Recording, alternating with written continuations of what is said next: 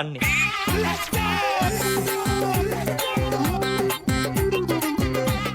අල්ලපු ගෙදර එකක් සැටි දැම්ම වගේ බං මලම කරදරයක් අපු මේක මේ මුකුත් කාලයි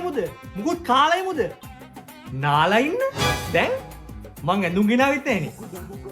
නෑ බං අවුලක් නෑ මම දවල්ට එහෙම නානවා අඩුයි දවල්ට කනවා අඩුයි ලෙඩ වෙයි ඈ හෙට මොනවද වෙන්නේ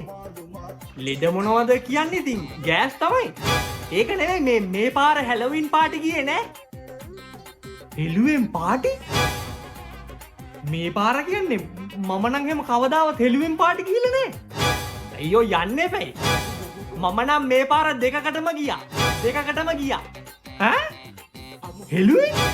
හැලොවින් තමයි වයිෆ් අවුලක් නැද්ද